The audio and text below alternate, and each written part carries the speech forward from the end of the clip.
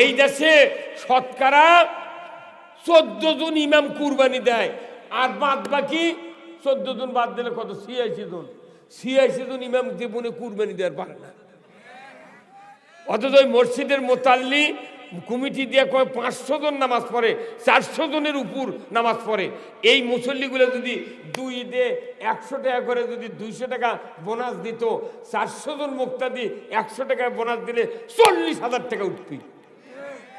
আবার ঈদ উল ফিতরে 40, আজহার 40,000 টাকা যদি দুই ইমাম মুয়াজ্জিন বাঁচা দেওয়া হয়, ওরা 10,000 টাকা একটা ভেড়া কিনবে তো পারবি।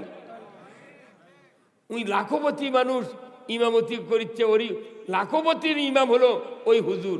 তাই কুরবানি দেওয়ার পারিচ্ছে না।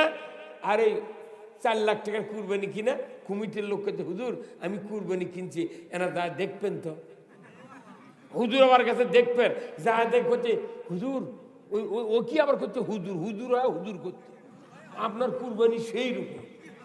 তখন ওই ফুলে উঠিছে, করছে হুজুর তাহলে কুরবানির দিন আপনি আসবেন। তখন ওই কুরবানির দিন গেছে, পলিথিন নিয়ে গেছে পকেটে, তুই তো কুরবানি দেয়নি। তখন ওই 3 ভাগ করছে গোস্ত করে, ওই যাই বাঁচিচ্ছে গোস্ত তা কি করছে যে আমার ভাগত 1.5 কেজি কমায় হোক, মিসকিনের ভাগত দাম 1.5 কেজি বেশি দেয়।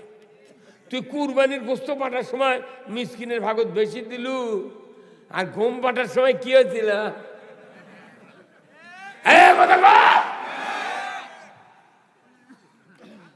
3 ভাগ করে মিসকিনের ভাগের 10 কেজি গোস্ত ওই হুজুরের পলিথিন দিয়ে করছে, হুজুর দোয়া করবেন। তুই কার ভাগের গোস্ত কাক দিয়ে দোয়া যাচ্ছ? ওর ভাগেরটা দিবে না, দিচ্ছে কার ভাগের? লাখপতি মুক্তাদি, হাজারপতি মুক্তাদি, 20 বিঘা জমির মালিক মুক্তাদি আছে, তার খেরে ইমাম মিসকিনের ভাগের গোস্ত খাচ্ছে। এই কথা ভাই, কি কথা খারাপ কোনো?